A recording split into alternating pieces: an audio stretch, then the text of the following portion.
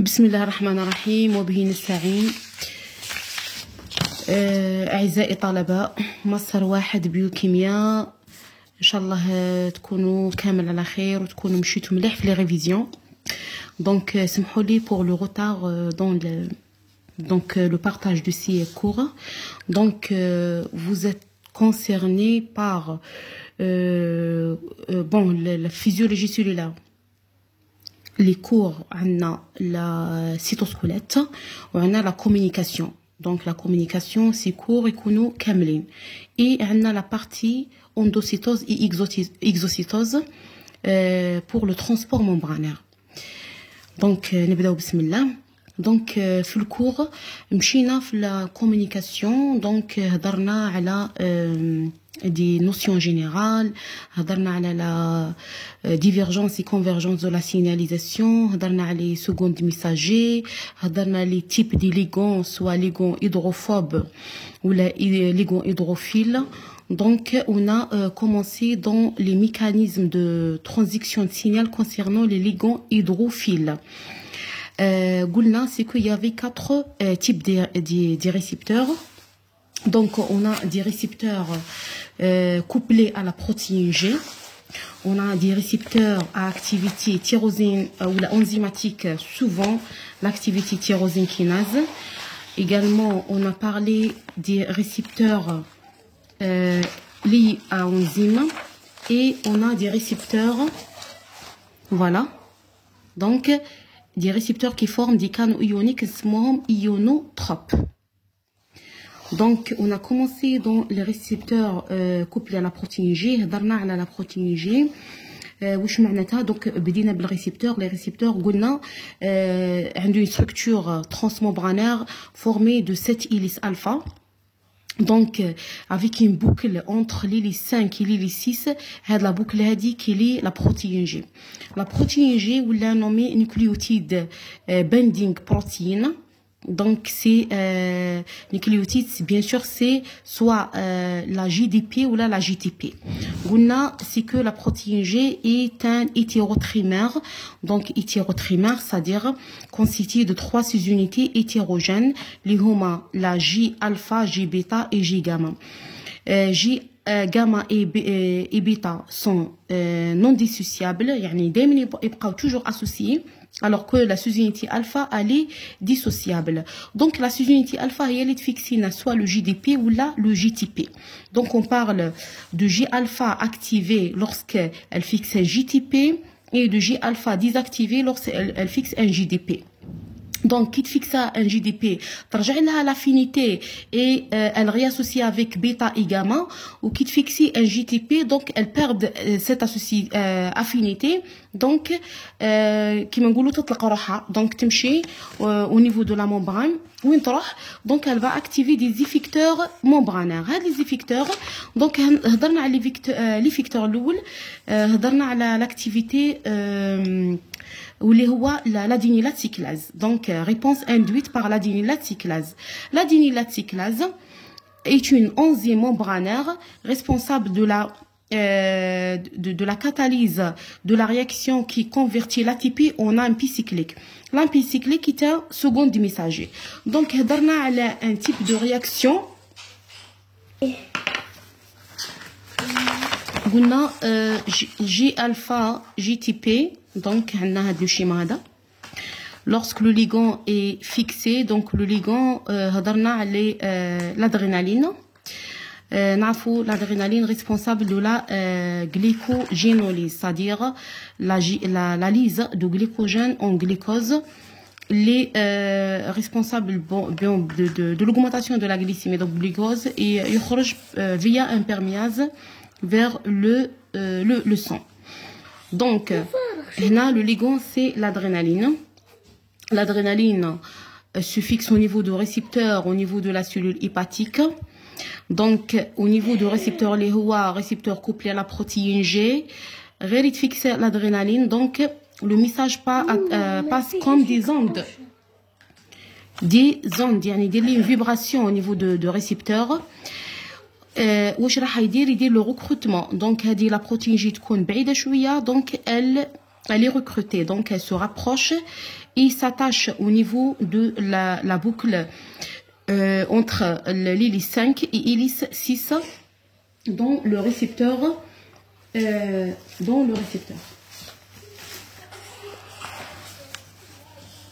غير يلصق دونك لا بروتين يجي يلصق مع الريسبتور راح تتبدل لافينيتي تاع لا سوزينيتي الفا تتبدل.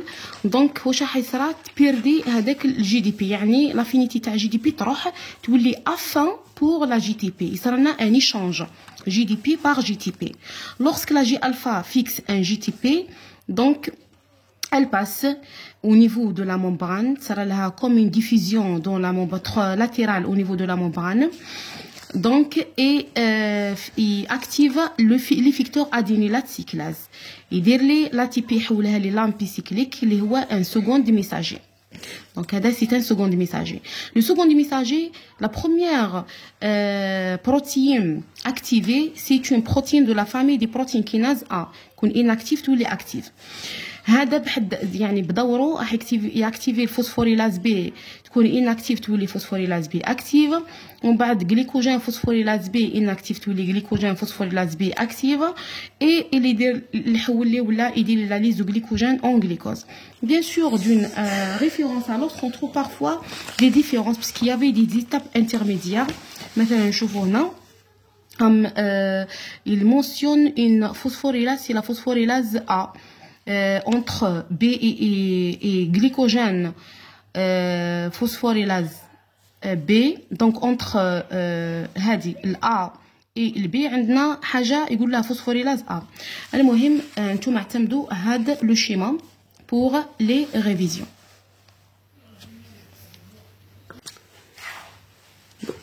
Bien sûr, l'adrénaline et le glucagon. L'adrénaline sécrétée en cas de stress et le glucagon en cas physiologique. Quand la glycémie diminue, le corps dégrade le glycogène pour rétablir la glycémie normale. Donc on passe maintenant à la réponse induite par l'activation de phospholipase C. Donc, un phospholipase sont des enzymes qui dégradent les phospholipides et sont exactement les glycérophospholipides. Donc, lorsqu'on voit la structure d'un phospholipide,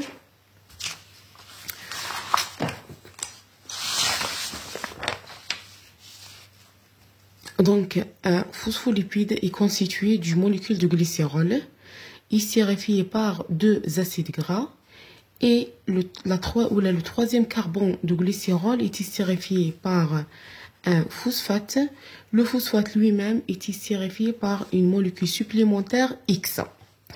Donc X, dans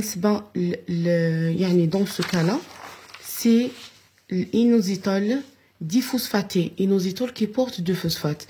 Donc de ce fait, ce glycérophospholipide, nous phosphatidyl inositol diphosphaté. Et l'inositol est phosphaté au niveau du carbone numéro 4 et le carbone numéro 5. Donc, concernant les phospholipases, on a 4 types. Donc, type A, donc maintenant on a 2, A1 et A2. On a le type B, le type C et le type donc A, B, C, D. Donc, le phospholipase A1 agit au niveau de cette liaison. C'est le A1. Le A2 agit au niveau de cette liaison. Le B, il fait la fonction de A1 et A2 à la fois. C'est-à-dire B, donc il agit ici et il agit ici à la fois. Le phospholipase C, il dégrade au niveau de cette liaison. C et D au niveau de cette liaison. Donc, le cas, c'est la protéine G active un phospholipase C qui dégrade le phospholipide à ce niveau quand on voit dans votre polycopie. Bien sûr, ça c'est la structure de la phosphatidyl inositol diphosphate et ça c'est leur localisation, la orientation au niveau de la membrane plasmique.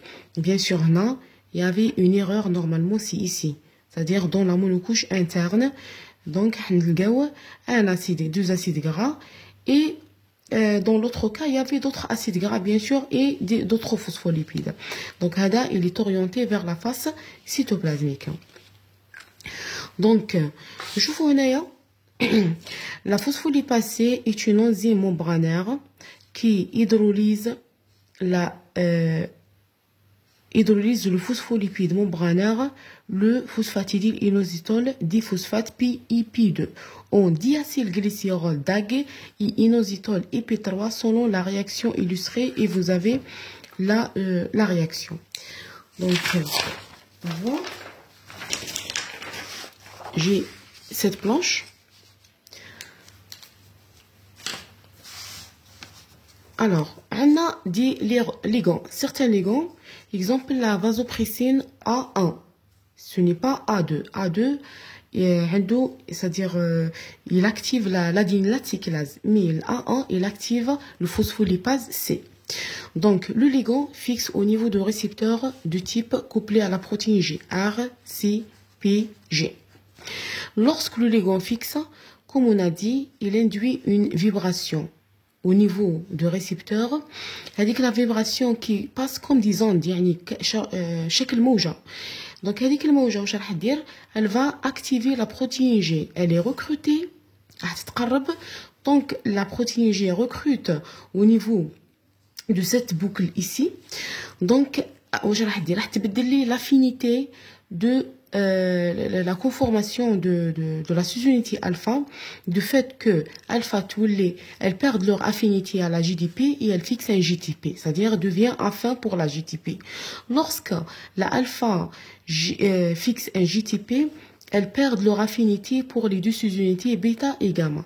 Donc, elles passent au niveau de la membrane, il va activer la phospholipase C. L'alpha JTP, bien sûr, lorsqu'elles terminent leur fonction, donc je vais dire à l'état inactif. Comment? Par l'hydrolyse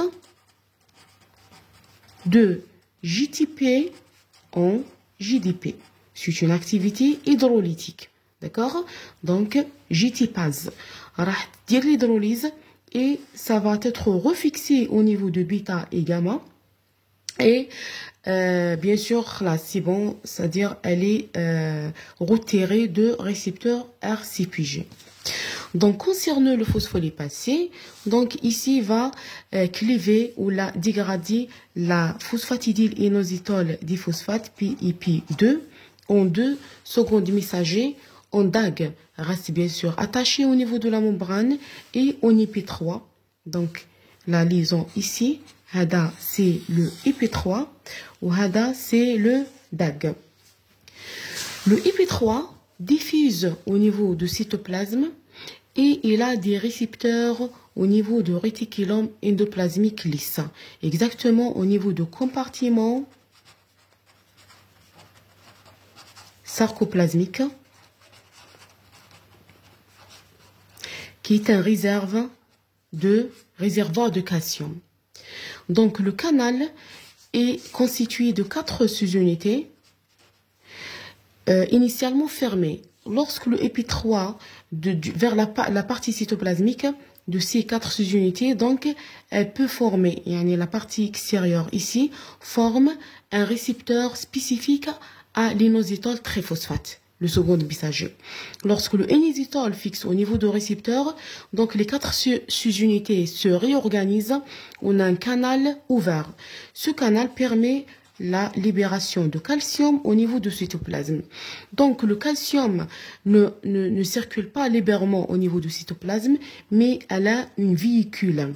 C'est un vecteur qui est la calmoduline. Cette protéine calmoduline peut fixer 4 ions de calcium. Donc le calcium, il a des effets au niveau de cytoplasme. Donc il a maintenant des effets dans la sécrétion, dans la contraction musculaire et l'activation de nombreux enzymes. Donc, on a également 10 enzymes activées par le calcium. Et concernant le DAG, on a dit également c'est un second messager, c'est-à-dire il a des fonctions au niveau de la cellule. Donc le DAG ne fonctionne pas seul. Le DAG avec le calcium, ça vont activer, l'activation de quoi? D'une protéine kinase de la famille PKC. La famille PKC. Donc le PKC a également des activités au niveau de la membrane, telles que l'activation de nombreuses enzymes, des voies métaboliques, la prolifération cellulaire, la différenciation cellulaire, etc. Donc ça, c'est pour l'effecteur, lorsque l'effecteur ici est un phospholipase du type C. Donc, maintenant, je vais expliquer dans le manuscrit, peut-être il y avait des choses non bien établies. Donc, l'interaction LIGO-récepteur active la protéine G. À son tour, elle active l'enzyme phospholipase qui provoque la synthèse de DAC et EP3 phospholipase C.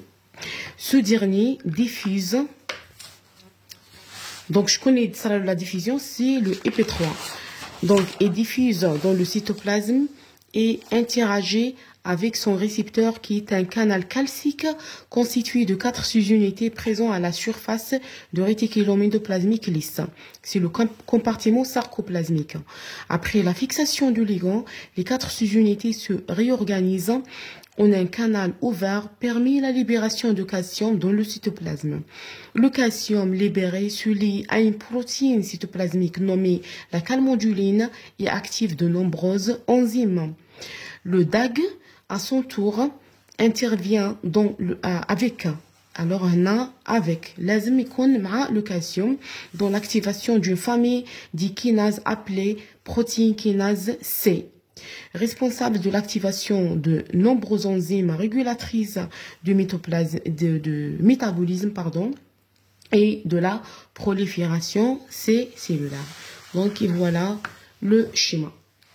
On passe à la deuxième catégorie des récepteurs membranaires spécifiques aux ligands hydrophiles. On a des récepteurs à activité enzymatique. Les récepteurs, ils ont une activité enzymatique. Quelles sont les activités enzymatiques faites par cette catégorie des récepteurs? Donc, on a différentes activités. L'activité sérine, thréonine, kinase. C'est-à-dire kinase toujours chez la phosphorylation ou bien la fixation d'un phosphate. Kinase désigne phosphorylation. يعني واش راح يدير فيكسينا un phosphate POOH ou là CH3PO4. Un phosphate, attention, c'est pas phosphore, phosphate.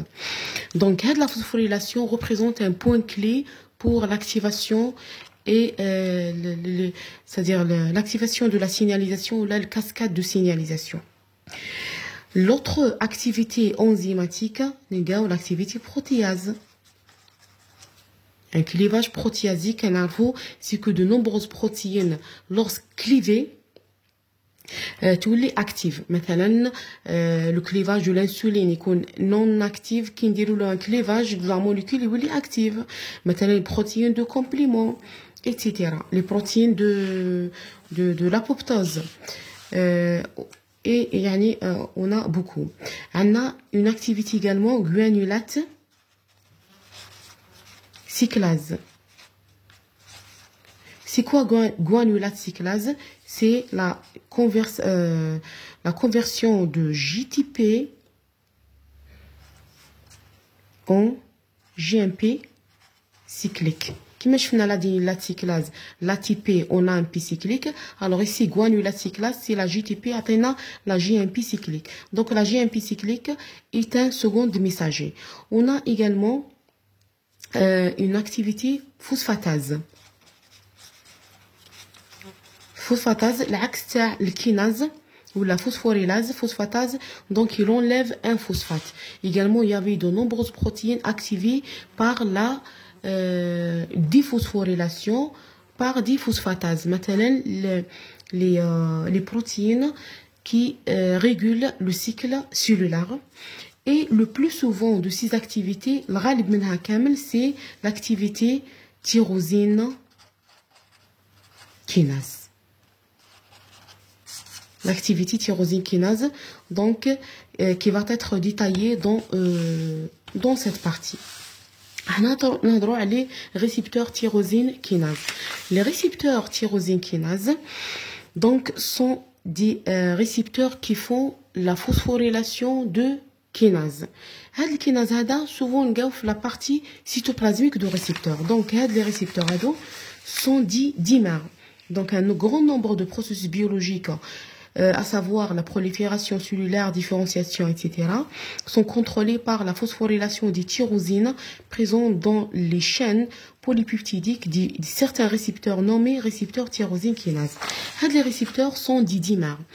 Les dimères, soit sont dimérisés déjà, ils existent en forme de dimère, il y a des dimères même avant la fixation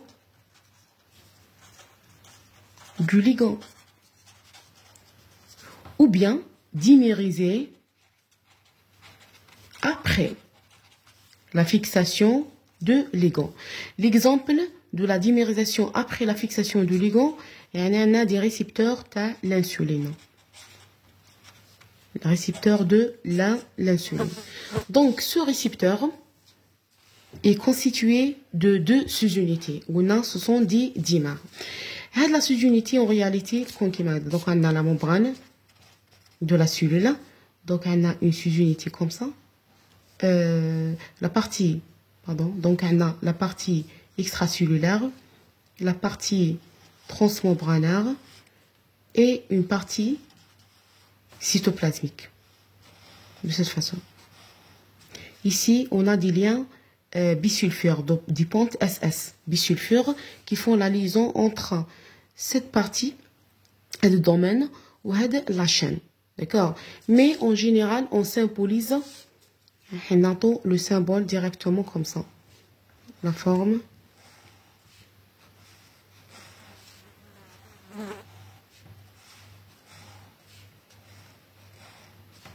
Okay. Donc ici, c'est la partie extracellulaire, la partie transmembranaire et la partie cytoplasmique. La partie extracellulaire représente le récepteur où il y a la fixation de ligand. La partie transmembranaire en forme d'anyllis alpha et la partie cytoplasmique qui a une activité tyrosine kinase. Donc, bien sûr, au niveau de cette partie, on trouve des tyrosines. Où je connais la phosphorylation de ces tyrosines, c'est cette partie elle-même. On représente une enzyme. D'accord? Il y a un récepteur et c'est l'enzyme.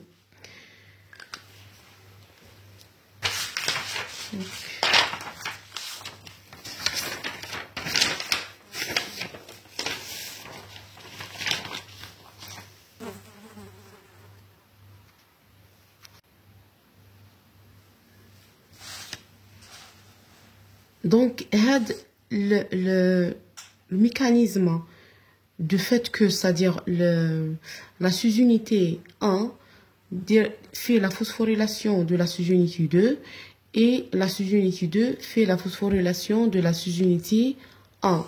Le mécanisme c'est l'autophosphorylation.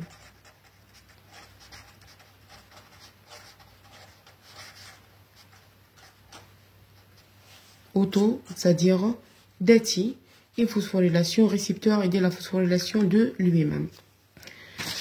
Donc, on parle de mécanisme de transition de signal par l'insuline. Donc, l'insuline, c'est une hormone protéique responsable de plusieurs processus. Donc, il y a des récepteurs au niveau du foie, au niveau des tissus adipeux, au niveau des muscles. Il y a Parmi ces effets, on a la glycogénogénèse. C'est quoi la glycogénogénèse? C'est-à-dire la synthèse de glycogène à partir de glucose. Glucose polymérisation pour donner un polymère de glycogène. Glycogène est un sucre de réserve, bien sûr réservé au niveau essentiellement du foie et à moindre degré au niveau des muscles. L'insuline a un effet également mitogène. Qu'est-ce que ça veut dire mitogène? C'est-à-dire il stimule le mitose. Donc c'est pour cela, c'est ma suggestion, c'est que les agents ou les malades, les patients qui ont une résistance à l'insuline. Les malades ما يقدروش يفيكسيو l'insuline au niveau de récepteurs par soit c'est-à-dire des anticorps liés au récepteur, يعني bloqué avec le récepteur يولي non efficace et d'autres problèmes. Donc les patients يكون عندهم une mal cicatrisation, c'est-à-dire lorsqu'il y avait des plaies, donc les plaies يجرح ما يبراش تمتم، يولي عندهم un retard dans la cicatrisation des plaies grâce à un peu un retard dans le processus de la division cellulaire. Donc, le récepteur de l'insuline, c'est un dimère, comme on a dit, et la dimérisation est effectuée après l'arrivée de l'insuline. Donc, le ligand, c'est l'insuline. Lorsque l'insuline arrive fixe au niveau d'une des sous-unités, donc l'autre sous-unité se rapproche et on a la dimérisation. Quand l'insuline se fixe bien, donc il va changer la conformation du récepteur. يعني راح تتبدل la récepteur et le message passe vers la partie cytoplasmique comme une vibration en forme des ondes. D'accord? Donc هذيك la vibration هذيك واش راح دير لي؟ ça va activer les domaines cytoplasmiques. راح يدير l'activation. Les domaines cytoplasmiques ont une activité tyrosine kinase. Alors, le premier domaine, donc de la sous-unité 1, va faire la phosphorylation de tyrosine dans l'autre sous-unité et cette sous-unité donc fait la phosphorylation de la première sous-unité par la fixation du phosphate ici et ici. Donc ici, j'ai présenté un phosphate, mais il y avait c'est-à-dire plusieurs, 2, 3 et plus. Donc, l'un des sous-unités va activer une voie, laissez-moi la voie de PDK, PKB. L'autre sous-unité va activer une voie, laissez-moi la voie des MAP kinase. La voie de PDK et PKB responsable du processus de la glycogénogénèse. Génèse, c'est-à-dire synthèse. Ou هذا glycogène, يعني la synthèse du glycogène. Ou MAP kinase, c'est les kinoses, les mitoses. Les mitoses. La division cellulaire.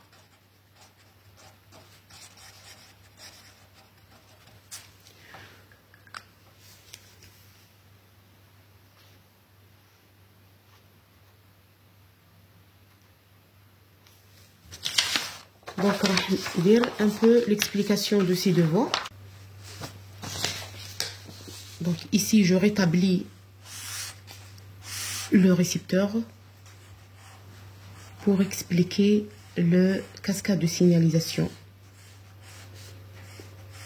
Donc, on a ici des tyrosines phosphorylées ou la phosphatée. Donc, on a également des tyrosines qui sont fixes le phosphate. Cette tyrosine avec le phosphate devient du site d'ancrage pour d'autres protéines d'adaptation ou bien de signalisation. La première protéine fixée, c'est la protéine IRS. Donc, on a la protéine cascade. Je vais les montrer ici, mais il est ancré avec la membrane. La majorité des protéines sont des protéines membranaires. Donc, l'IRS désigne insuline, récepteur, substrat. Le IRS devient des sites pour l'ancrage d'une autre protéine. La protéine c'est la PI3K. C'est, je montre l'abréviation, PI3K, c'est phosphoinositide 3 kinase. Phosphoinositide 3 kinase. L'enzyme phosphoinositide 3 kinase, qu'est-ce qu'il fait? Il fait la phosphorylation de PIP2 en PIP3. Donc le PIP2, déjà, on a vu leur structure.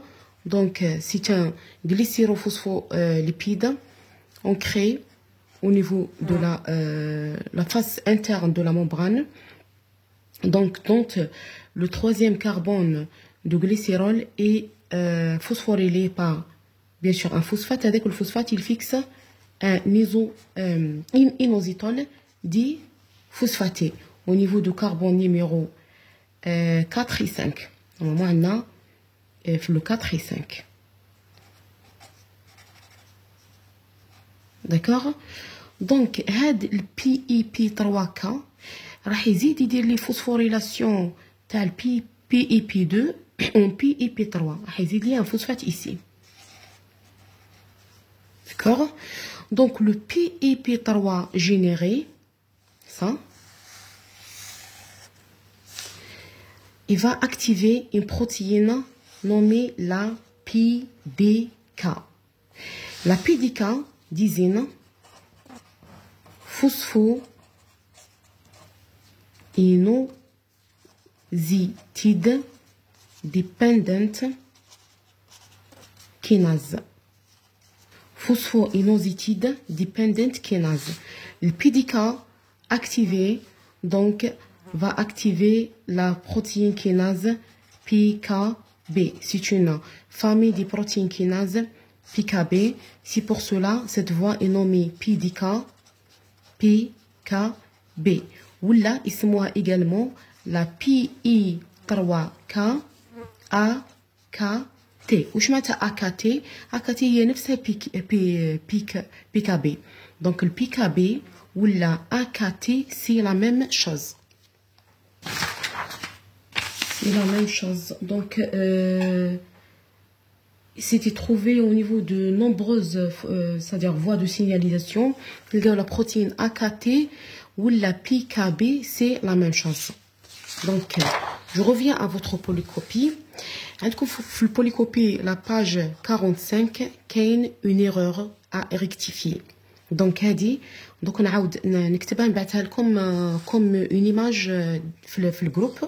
Donc, ici, maintenant, ces protéines adaptatrices vont recruter. On a le PIP3 kinase, phosphatidyle, inositol, triphosphate, jusqu'à IP4. Phosphatidyle, inositol, 2, 3, 4, 5 tétraphosphate, donc à enlever. Donc ça, c'est autre chose. Donc ça va être comme c'est-à-dire une confusion ou la khalt les informations fait de la voie de signalisation et une autre voie. Donc elle dit à enlever. C'est que je répète ici. Donc on a le récepteur de l'insuline est de type tyrosine kinase. L'insuline est une hormone responsable de la glycogénogenèse, c'est-à-dire conversion du glucose en glycogène, et aussi un facteur mitogène.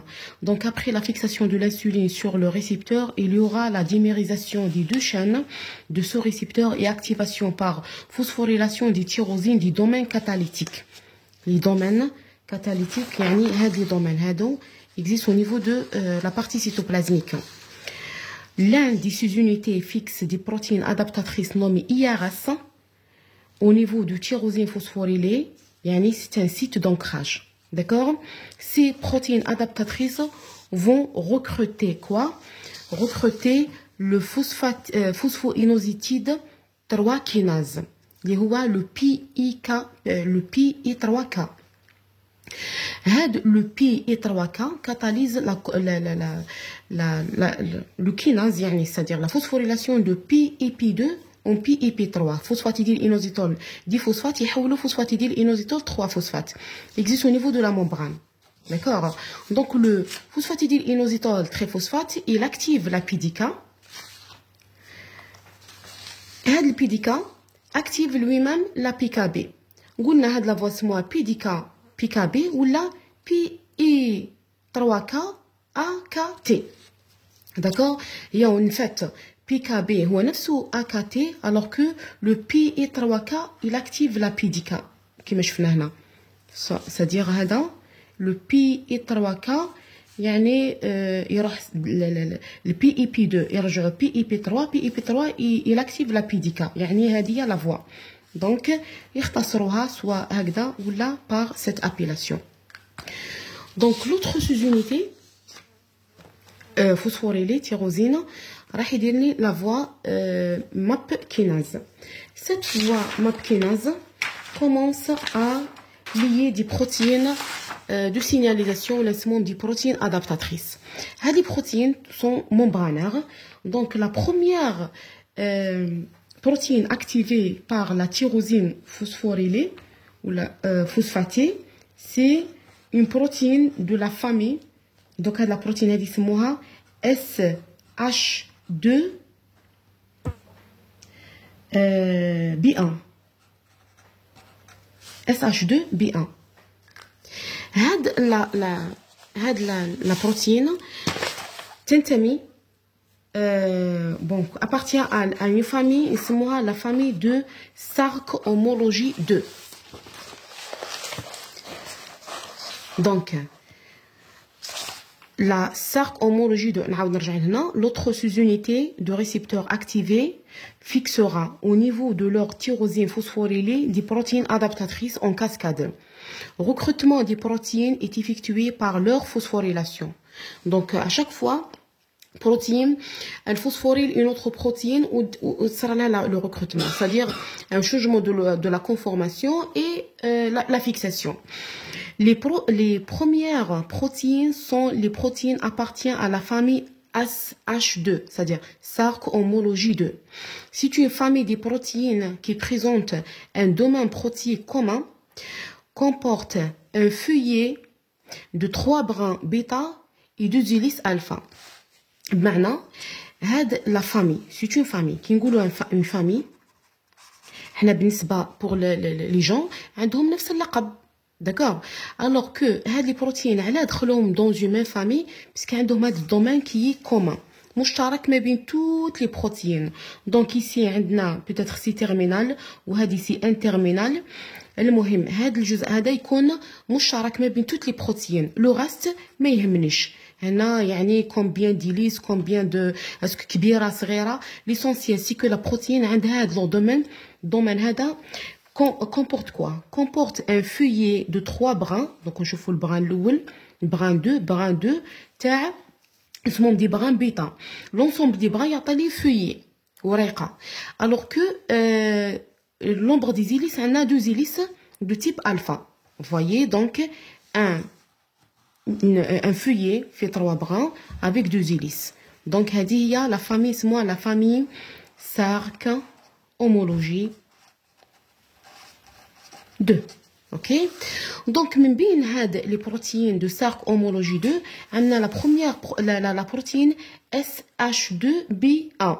Donc Sark homologie 2 B1. D'accord? Cette la protéine هي الاولى اللي يصرى لها la fixation au niveau de tyrosine phosphorylée. Donc tyrosine donc qui va fixer la SH2B1. La SH2B1 واش راح دير? Elle fixe une autre protéine نسموها la GRB2. Donc étant la première fixé suivi de JRB2 puis SOS. بعدين on a une autre protéine nommée la protéine SOS. La protéine واش راح دير ça va faire un échange. La protéine délai l'échange de JTP par GDP ou là de GDP par GTP de la protéine J monomérique laissez-moi la protéine RAS. C'est une protéine monomérique RAS. La protéine monomérique, au départ, elle fixe un GDP تكون inactive. Donc, واش راح دير الصوص هذه؟ donc تنحي لها هذاك الجي دي بي وتفيكسي. donc elle va fixer un GTP. تولينا RAS GTP. La RAS GTP, donc elle active une enzyme اللي هي l'enzyme MAP kinase. MAP kinase, donc MAP kinase, dysine mitogène activated protein kinase. Vous voyez ici, donc on a le sauce qui fait l'échange de GDP par GTP de la protéine J monomérique RAS. Ces protéines activent par phosphorylation la voie de MAP kinase. C'est mitogène activated protein kinase qui est un ensemble des enzymes activées par phosphorylation. Toujours le terme phosphorylation est carrément. Donc, phosphorylation, ici, je trouve des phosphates liés. Donc, toujours, on a la phosphorylation.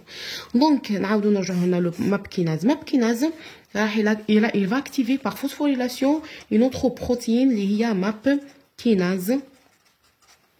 Le MAP kinase active également par phosphorylation la troisième protéine liée à la MAP kinase. Vous voyez? Donc, la voie كاملة اسمها la voie de MAP kinase. Le MAP kinase, le troisième. واش راح يدير؟